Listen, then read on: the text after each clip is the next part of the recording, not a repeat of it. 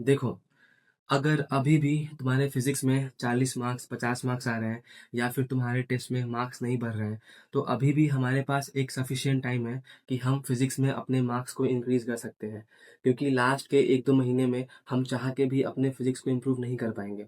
और आज के ना इस वीडियो में मैं तुम्हें बताने वाला हूँ कि फिजिक्स को एकदम बेसिक से एकदम एडवांस तक हमें कैसे स्ट्रॉन्ग करना है, ताकि नीट में आया हर एक सवाल हमसे इस साल बन जाए।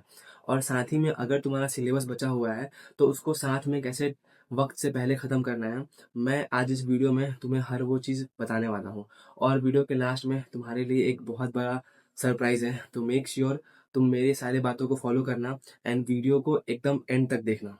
तो वीडियो को स्टार्ट करते हैं हम। और हमारा आज का टॉपिक है ना कि हमें अपने फिजिक्स को एकदम बेसिक से लेके एडवांस तक स्ट्रॉन्ग करना है। और आज मैं तुम्हें लॉजिकल और प्रैक्टिकल बातें तुमसे शेयर करने वाला हूँ जो कि तुम सही में अप्लाई कर सको। उससे पहले ना हम एक बार देखते हैं कि इस बार नीट 25 में कैसा पेपर था हमारा फिजिक्स का। तो उससे ना ये मालूम होता है ना कि वहाँ पे ना 10 क्वेश्चन थे जो कि आसान थे, 20 क्वेश्चन थे जो कि मॉडरेट थे एंड 15 क्वेश्चन थे जो कि टफ थे। ये मतलब पूरे पेपर में ना क्वेश्चंस का लेवल था। अब जिस बच्चे ने ना सारे इजी और मॉडरेट क्वेश्चन सॉल्व किए ना, तो सारे इजी और मॉडरेट 30 क्वेश्चन होते हैं। जिस बच्चे ने ना इस 30 क्वेश्चन को सॉल्व कर लिया ना, उसके 120 मार्क्स वहीं से आ गए। और अगर उसने 3-4 क्वेश्चन टफ भी से अगर बन गए ना, तो उसके वहाँ पे 12 से 16 मार्क्स आ गए। तो कम से कम ना 130 से 140 मार्क्स इस पेपर में एक अच्छा बच्चा लेके आ सकता था।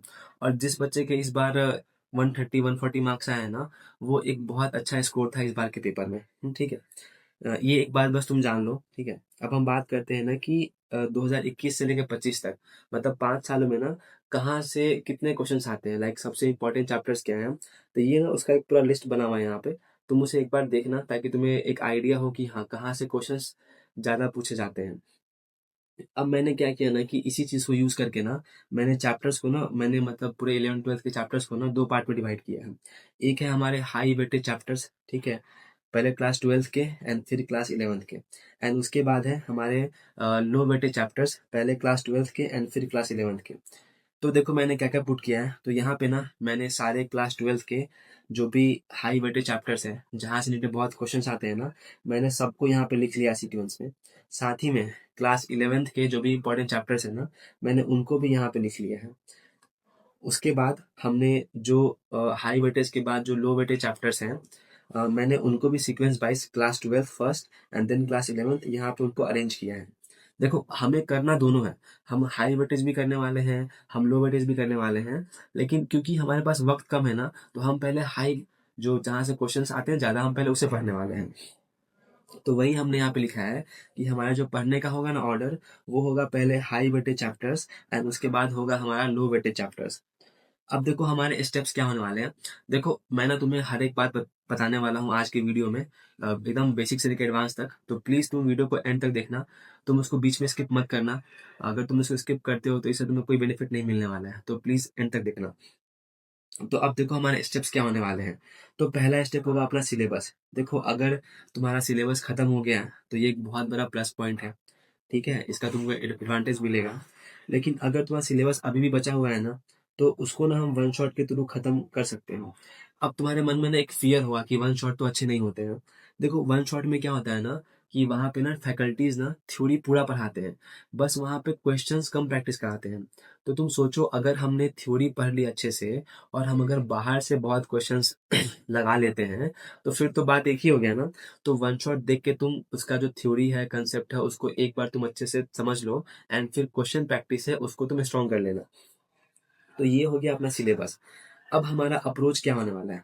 तो हमारा अप्रोच ऐसे होने वाला है ना कि हम ना अपने नोट्स को, क्योंकि देखो अगर कोई फैकल्टी अपने नोट्स लिखवाता है ना, तो उसमें ना सारी इंपॉर्टेंट बातें ही होती हैं। कुछ बातें एनसीईआरटी की होंगी, कुछ बातें जेईई मेंस की होंगी, कुछ बातें जो नीट में क्वेश्चंस आए लास्ट ईयर उनसे होंगी।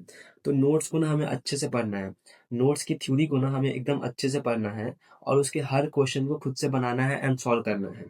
उसके बाद हम क्या करने वाले हैं ना, आज तक नीट में 38 ईयर्स में जितने भी क्वेश्चंस आए हैं ना, हम उनको बनाने वाले हैं। एंड उसके बाद हमें कम से कम 5 साल के जेई मेंस के हर शिफ्ट के क्वेश्चंस हमें सॉल्व करने हैं।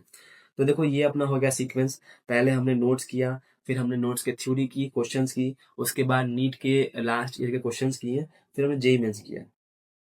एंड ट्रस्ट मी, अगर तुम इतना कर लेते होगे ना, तो तुमसे ना सारे आसान प्लस मॉडरेट क्वेश्चन, मतलब you will be able to solve all the easy and moderate questions in NEET 26। ठीक है, तो इतना करना तो एकदम बेसिक है और इतना करना मैंडेटरी है। अब देखो, मैंने तुम्हारे लिए क्या किया है ना, कि मैंने तुम्हारे लिए इस काम को और भी आसान कर दिया है। तो मेरे पास ना एक ऐसा पीडीएफ है जो कि एक बहुत अच्छे फैकल्टी का है, और उन्होंने क्या किया ना, जेईई मेंस के 5 साल के ना, 5 साल के पेपर को ना, जो भी बहुत इंपॉर्टेंट क्वेश्चंस थे उनको ना 3 पार्ट में डिवाइड कर दिया है, ए, बी और सी में। मतलब मोस्ट इंपॉर्टेंट ए में, फिर बी में, फिर सी में। और ये तीनों पीडीएफ मेरा एक ग्रुप है जहाँ पे मैंने उसको अपलोड किया हुआ है। तुम उसे ज्वाइन करके, उसका लिंक नीचे दिया हुआ है, तुम वहाँ से जाना एंड तुम उस पीडीएफ को डाउनलोड कर सकते हो। एंड साथ में वहाँ पे मैंने नीट के 38 ईयर्स के सारे क्वेश्चंस भी अपलोड किए हुए हैं, तो तुम वहाँ से जाके ले सकते हो। एंड देखो, तुम्हारे लिए मैं इतना कुछ करता हूँ, तो प्लीज़ डू सब्सक्राइब मी। इससे मुझे मोटिवेशन मिलता है कि मैं तुम्हें ऐसे ही और जो भी अच्छी अच्छी चीज़ें हैं ना, मैं तुम्हें ला के दूँ और तुम्हारा हेल्प कर सकूँ। अब आते हैं टफ क्वेश्चंस पे, कि अगर मानो टफ क्वेश्चन आ गया ना, तो हमें अब उसे कैसे सॉल्व करना है। देखो, अब हमारे पास ना वक्त नहीं है कि हम कोई किताब एच.सी. वर्मा, डी.सी. पांडे बनाएं या फिर कोई मॉड्यूल सॉल्व करें। तो हम क्या करने वाले हैं ना, मेरे पास ना उसका एक बेस्ट सॉल्यूशन है। अब हम क्या करने वाले हैं, देखो, तो ना एलन का ना एक पेपर होता है, एलन का डीएलपी, उसका नाम है एलन अचीवर टेस्ट पेपर। ठीक है, और इसका 2 फेज है, फेज 1 एंड फेज 2। फेज 1 तुम्हारा बहुत पहले स्टार्ट हो गया था, फेज 2 अभी शायद तुम्हारा 1 मंथ पहले स्टार्ट हुआ है। तो उस पेपर में क्या होते हैं ना, वहां पे ना बहुत टॉप नॉच क्वेश्चंस पूछते हैं फिजिक्स में। ठीक है ना, मतलब बहुत टफ भी क्वेश्चंस आते हैं, टफ क्वेश्चंस आते हैं, लेकिन वो लॉजिकल क्वेश्चन होते हैं कि हाँ, ऐसे क्वेश्चंस नीट में आ सकते हैं। तो तुम्हें क्या करना है ना, तुम ना एलन का तुम पेपर खोजो। Even I will share the links in my group. तुम्हें क्या करना है ना, दोनों फेज के, फेज 1 एंड फेज 2 के आज तक जो भी टेस्ट हुए हैं ना, तुम उसका पेपर निकालो और तुम्हें ना वहां से सारे क्वेश्चन तुम्हें सॉल्व करने हैं फिजिक्स के। ठीक है, इससे क्या होगा ना, कि तुम्हारे पास ना सारे टफ क्वेश्चंस का तुम्हें एक आइडिया मिल जाएगा कि हाँ, टफ क्वेश्चन हम कैसे सॉल्व करते हैं। वो तुम्हें करना है एलन के अचीवर के पेपर से। और एक और चीज देखो, अगर तुमने अचीवर के तुमने पेपर सॉल्व कर लिए, तो तुम क्या कर सकते हो ना, कि जो भी बाकी कोचिंग्स हैं, जो भी तुम्हें पता है तब उनके पेपर्स आते हैं, तुमको ना वहां से ना सिर्फ उनके पेपर का जो 45 क्वेश्चन आते हैं ना फिजिक्स के, तुम्हें उनको सॉल्व करना है। अब देखो, मॉक टेस्ट में क्या होता है ना, कि वो ना बहुत अच्छे क्वेश्चंस पूछते हैं। लाइक मॉडल्स में क्या होते हैं ना, आसान भी होते हैं, मॉडरेट भी होते हैं, कुछ आउट ऑफ सिलेबस भी होते हैं। लेकिन मॉक टेस्ट पेपर्स में क्या होते हैं ना, बहुत बेहतरीन क्वेश्चंस पूछते हैं, एकदम बैलेंस फॉर्म में, कि हाँ, इतना इजी होगा, इतना मॉडरेट होगा, इतना टफ होगा। तो तुम्हें ना मॉक टेस्ट के थ्रू ही तुमको अब से अपना फिजिक्स प्रैक्टिस करना है। और इसका बेनिफिट क्या होगा, तुम्हें मॉक टेस्ट के थ्रू तुमको आसान क्वेश्चंस तो मिलेंगे ही, तुम्हें साथ में मॉडरेट क्वेश्चंस भी मिलेंगे, एंड द बेस्ट पार्ट, तुम्हें टफ क्वेश्चंस भी तुम्हें वहां मिल जाएंगे तुम्हें। ये हो गया अपना टफ क्वेश्चंस का। अब बात करते हैं ना थ्योरी वाले क्वेश्चंस का। तो थ्योरी के लिए हमें क्या करना है ना, कि हमारे पास वक्त नहीं है कि हम अब पूरे फिजिक्स की एनसीईआरटी को पढ़ पाए। तो हम क्या करने वाले हैं ना, कि उसकी summary and points to ponder को अच्छे से पढ़ने वाले हैं हर चैप्टर के लिए। And I will suggest you personally कि एनसीईआरटी की जो थ्योरी है ना, कम से कम जो अपना पार्ट है ना, मॉडर्न जो अपना पार्ट है ना, एटम्स एंड न्यूक्लियाई, फिर सेमी, जो जहाँ पे हम लोग डायोड्स पढ़ते हैं, ठीक है, जो कि पूरा अपने मॉडर्न में आता है, मॉडर्न फिजिक्स में आता है, उसको एक बार अच्छे से पढ़ लेना। वहां से बहुत क्वेश्चन बनते हैं थ्योरी वाले। साथ में इलेक्ट्रोमैग्नेटिक वेव्स, यहाँ से भी अच्छे क्वेश्चन मिलते हैं। और साथ में जो अपना पार्ट नहीं है, magnetic effect of current and magnetism and matter, तो मैंने उसके यहाँ पे नाम लिख दिए हैं, तुमको उसका थ्योरी कम से कम पढ़ ही लेना, वहां से बहुत बेहतरीन क्वेश्चन थ्योरी के आते हैं। अब हम बताएं थ्योरी के लिए और क्या करने वाले हैं।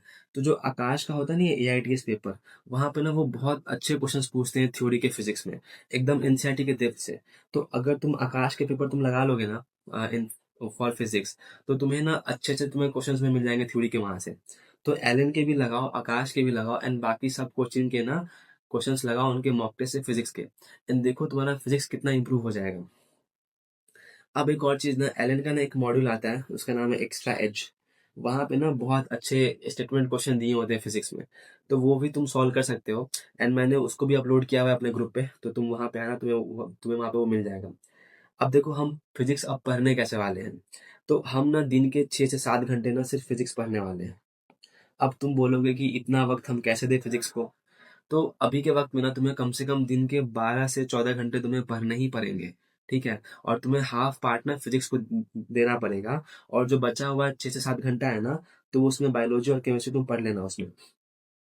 मैं ऐसा इसलिए बोल रहा हूँ ना कि लास्ट के ना 1-2 मंथ में तुम बायोलॉजी और जो बचा हुआ बायोलॉजी एंड केमिस्ट्री तुम पढ़ सकते हो लास्ट के 1-2 मंथ में। लेकिन तुम फिजिक्स लास्ट के मंथ में नहीं पढ़ पाओगे, क्योंकि बहुत बड़ा अपना फिजिक्स का सिलेबस होता है, तो अभी ही उसको पढ़ के खत्म कर लो। और फिजिक्स क्या है ना, physics is one time investment. अगर तुमने कंसेप्ट पढ़ के उसको समझ लिया ना, तो वो तुम्हें एग्जाम तक तुम्हें फ्री के मार्क्स तुम्हें देगा, ठीक है? तो वो चीज़ है। अब हम क्या करने वाले हैं ना, इस 6 घंटे में ना, हम 3 घंटे क्या करने वाले हैं ना, नोट्स पढ़ने वाले हैं या फिर वन शॉट देखने वाले हैं। और 3 घंटे में नोट्स पढ़ना पॉसिबल है, तुम पढ़ सकते हो, या फिर तुम एक वन शॉट में तुम 3 आवर्स में तुम देख सकते हो। उसके बाद 1.5 आवर्स में हम नीट के क्वेश्चंस करने वाले हैं, जो भी आज तक आए हैं। एंड 1.5 आवर्स में जेई मेंस करने वाले हैं। देखो, बहुत से बच्चे होंगे ना, ये काम वो बहुत उनसे ना 6 घंटे से बहुत पहले हो जाएगा, like they will do it like in 3 to 4 hours. और बहुत से बच्चे होंगे ना, जिनको शायद 1-2 घंटा एक्स्ट्रा लग सकता है, लेकिन तुम्हें ये करना ही पड़ेगा। अगर तुमने इसे एक बार कर लिया ना अभी के वक्त में, तो ये तुम्हें नीट में बहुत अच्छे मार्क्स तुम्हें ला के देगा। अब देखो, मैंने ना एक 20 डेज का प्लान बनाया है, जो कि तुम्हें फॉलो करना है। तो हम क्या करने वाले हैं ना, मैंने यहाँ पे ना पूरे चैप्टर्स लिख दिए हैं डेज वाइज। डे 1 पे जो अपना है ना चैप्टर, लाइक बिजली, जो कि हमें पढ़ना है क्लास 12th में, करंट, ठीक है? तो हम क्या करने वाले हैं ना, हम उसके नोट्स को पढ़ने वाले हैं, थ्योरी प्लस क्वेश्चंस, साथ में उसके नीट के क्वेश्चंस करने वाले हैं, एंड फिर जेई मेंस करने वाले हैं डे 1 पे। सिमिलरली डे 2, डे 3 पे क्या करेंगे ना, मैग्नेटिज्म, ईएमआई, एसी और वेव्स करने वाले हैं हम। डे 4, 5 पे क्या करेंगे, हम मॉडर्न करने वाले हैं, साथ में जो भी हमारे डायोड्स पढ़ने हैं वो हम करने वाले हैं। डे 6, 7 पे हम क्या करेंगे, रे ऑप्टिक्स करेंगे, वेव ऑप्टिक्स करने वाले हैं। 8, 9 पे हम क्या करेंगे, थर्मो प्लस फ्लूइड करने वाले हैं। डे 10 पे हम मोशन करने वाले हैं। तो ऐसे ही करके ना, laws of motion, U and D, electrostatics, waves, SHM, work, power, energy, सब करने वाले हैं। एंड मैंने ना लास्ट के 2 दिन, like day 19 and day 20 vacant छोड़ दिया है, कि अगर मान लो कुछ बच गया ना, तो तुम इस 2 दिन में तुम खत्म कर लेना। हम क्या करने वाले हैं ना, कि ना फर्स्ट के 20 दिन में, लाइक फर्स्ट गो में हम क्या करेंगे ना, हमने नोट्स पढ़ लिया, हमने नीट के क्वेश्चंस लगा लिए, जो भी लास्ट ईयर क्वेश्चंस आए हैं, और हमने जे मेंस लगा लिया। तो इतना अगर हम करते हैं ना, तो हमसे इजी प्लस मॉडरेट क्वेश्चन हमसे बन जाएंगे। लेकिन हमें इसे फिर से पढ़ना पड़ेगा ना बार बार, क्योंकि वक्त तो अभी है हमारे पास। तो जब हम इसे नेक्स्ट टाइम पढ़ने वाले होंगे ना, उस टाइम ना हम मॉक टेस्ट सॉल्व करने वाले हैं। लाइक जो मैंने तुम्हें कहा कि तुम्हें मॉक टेस्ट लगाने हैं अचीवर के, आकाश के, तो वो हम कब करने वाले हैं, वो जब हम नेक्स्ट टाइम पढ़ेंगे ना, उस वक्त हम मॉक टेस्ट के पेपर्स लगाने वाले हैं। उस वक्त हम एनसीईआरटी का जो पॉइंट्स टू पॉइंट समरी पढ़ने वाले हैं, एंड साथ में एलन के मॉड्यूल्स करने वाले हैं उस वक्त। लेकिन अभी के लिए जो मैंने यहाँ पे लिखा है ना, उसको कम से कम तुम एक बार कर ही कर लो। अब तुम्हारे पास कोई डाउट होगा कि मेरा सिलेबस बचा हुआ है, तो तुम एक काम करना, तुम वन शॉट देखो, अपना सिलेबस खत्म करो, और साथ में इस प्लान को भी फॉलो करो। भले ही तुम्हारा ये चीज़ 20 दिन में नहीं हो पाएगा, लेकिन ये चीज़ तुम अगर तुम 25 से 30 दिन भी तुम लगा के अगर तुम कर लेते होगे ना, तो तुम सोच के देखो, तुम्हारा फिजिक्स कंप्लीट हो जाएगा, और तुम्हारा फिजिक्स बहुत इंप्रूव हो जाएगा एज कम्पेयर टू बिफोर। और एक बड़ा सवाल, कि जो भी भैया आपने आज बोला मुझे, क्या ये इनफ है? ट्रस्ट मी, जो भी मैंने तुमसे बातें कही ना, लाइक नोट्स करना, नीट के क्वेश्चंस करना, जेई मेंस करना, एंड मॉक टेस्ट से क्वेश्चन प्रैक्टिस करना, अगर तुम ये चीज अभी से लेकर नीट तक तुम कर लेते होगे ना, I guarantee you will get 150 plus marks in NEET physics. देखो, ये प्लान बहुत प्रैक्टिकल है, मेरे पास जो एक्सपीरियंस था, मैंने उसके थ्रू तुम्हें बताया है कि ये चीज़ तुम कर सकते हो। तो प्लीज़ तुम इसे फॉलो करना। ठीक है, तुम्हें अगर कुछ दिन वक्त एक्स्ट्रा लग सकता है, लेकिन अगर तुमने इसे एक बार कर लिया ना, तो तुम्हारा सबसे बड़ा हेडेक फिजिक्स, वो पहले से बहुत इंप्रूव हो जाएगा, समझे? अब इम्पोर्टेंट चीज़, अगर तुमने यहाँ तक देखा ना, तो तुम एक बहुत अच्छे बच्चे हो, और तुम चाहते हो कि तुम्हारा इस बार एग्जाम निकले, तो मेरे पास तुम्हारे लिए कुछ बहुत खास चीज़ है। उसका नाम है एस नीट। अब देखो, उससे पहले ना एक और बात है, कि please do subscribe me, like मुझे भी अच्छा लगता है कि तुम मुझे सब्सक्राइब करते हो, और मुझे मोटिवेशन मिलता है कि मैं तुम्हें ऐसे ही और हेल्प करूं। And trust me, I will help you till exam of NEET. So please subscribe me and help me reach like 5,000 subscribers. तो प्लीज, वो जो बटन है ना लाल वाला, उसको दबा के मुझे सब्सक्राइब कर दो प्लीज। तो अब बात करते हैं ना, कि हमारा एस नीट क्या है। अब बताता हूँ ना एस नीट में होता क्या है। तो हम क्या करते हैं ना इस नीट में, मैं तुम्हें पर्सनली कॉल करता हूँ, I talk to you, and हम तुम्हारे वीक एरियाज को ना आइडेंटिफाई करते हैं एंड फिर उस पर काम करते हैं। लाइक अगर तुम्हारा सिलेबस खत्म नहीं हुआ है तो उसको तेज तेज खत्म करवाना, तुम्हारे बैक क्वेश्चंस तुम भूल रहे हो तो उनको वापस से तुम्हें पढ़वाना, तुम्हें क्वेश्चन प्रैक्टिस के लिए मोटिवेट करना कि तुम्हें दिन में कितने क्वेश्चंस करने हैं, कहाँ से करने हैं। अगर तुमने मॉक टेस्ट नहीं दिए हैं तुम्हें मॉक टेस्ट ला के देना ताकि तुम मॉक टेस्ट दे सको, साथ में उसको एनालिसिस करना, तुम्हारे लिए हर वो चीज़ करना जो तुम्हें एक मेडिकल कॉलेज में लेके जा सके। ये तो बस मुझे वही लिखा है जो मुझे याद आ रहा है। हर वो एस्पेक्ट, तुम्हें कोई दिक्कत हो, लाइक पर्सनल दिक्कत हो, एकेडमिक दिक्कत हो, फैमिली प्रॉब्लम हो, हर वो चीज़ करना ताकि तुम एक कॉलेज में जा सको। हम तुम्हारे लिए लास्ट के 4 मंथ में करने वाले हैं। एंड एक और पता है खास चीज़ क्या है ना, मैं तुमसे personally I will give you 100+ mock test and I will make sure कि तुम उस पेपर को सॉल्व करते हो एंड तुमसे साथ में एनालाइज करते हो एंड इवन कि तुम अपने उस मिस्टेक्स को इम्प्रूव भी करते हो। तो इसके थ्रू ना तुम कम से कम इस 4 महीने में ना जो भी बच गया वक्त हमारे पास, तुम 100+ मॉक टेस्ट सॉल्व करने वाले हो मेरे थ्रू। ठीक है। इसमें पता बहुत कुछ करते हैं हम लोग, ये तो बस हम तुमको बताए हैं, लाइक इट्स एन ओवरव्यू। हम क्या करते हैं ना, I personally make a daily routine for you कि तुम्हें कब क्या करना है, तुम्हें कब पढ़ना है, तुम्हें कब रिवीजन करना है, बैकलॉग कब खत्म करने वाला है। एंड मैं तुम्हें डेली टारगेट्स देता हूँ, ठीक है। और ऐसा नहीं है कि ये चीज़ मैं बोल रहा हूँ, मेरे पास ना 40+ बच्चे हैं, ठीक है, मेरे पास 40+ स्टूडेंट्स मेरे पास हैं एंड उनका सिलेबस बहुत का तो ख़त्म भी हो गया एंड बहुत बच्चों का बहुत सिलेबस ख़त्म हो चुका है। उनका सिलेबस बहुत फास्ट कंप्लीट हो रहा है। उनका पूरा सिलेबस एक बार उन्होंने वापस से पढ़ भी लिया।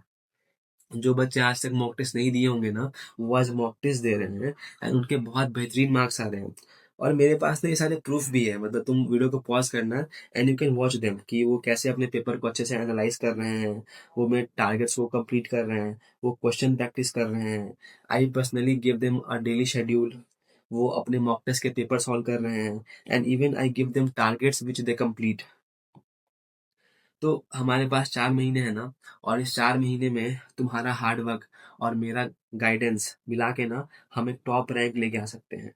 और इसके ना सीट्स अब मतलब अब बच्चे बहुत हो चुके हैं मेरे पास अब उतने सीट्स नहीं है। I have just 10 more seats, क्योंकि इससे ज़्यादा मैं हैंडल नहीं कर पाऊंगा। तो if you want join fast, अगर ये फुल हो गया तो फिर you will not be able to join. So if you like to join, please join it fast. ये तो मैंने बस तुम्हें बता दिया कि इसका ओवरव्यू क्या है। इसके ऊपर ना मैंने पूरा एक वीडियो बनाया है, उसका लिंक मैंने नीचे दिया हुआ है। एक बार तुम जाओ एंड तुम उस वीडियो को पूरा देखो एंड अगर तुम्हें लगे कि मैं जो बातें बोलता हूँ वो काम की बातें होती हैं, उससे तुम्हें हेल्प हो सकता है, तो ये ना व्हाट्सएप के 2 नंबर दिए गए हैं, ठीक है। तुमको इस पे मैसेज करना है and they will join you, ठीक है। एंड फिर एक बार तुम आ जाओगे ना इस नीट में, फिर हम तुम मिलके बहुत अच्छे से पढ़ने वाले हैं and I will make sure कि किसी भी हाल में तुम्हें इस बार कम से कम एक गवर्नमेंट मेडिकल कॉलेज मिल ही जाए। Again if you like the video, please do subscribe मी। इससे मुझे मोटिवेशन मिलता है ताकि मैं तुम्हें एग्जाम तक हेल्प कर सकूं। तो समझे। Thanks for watching.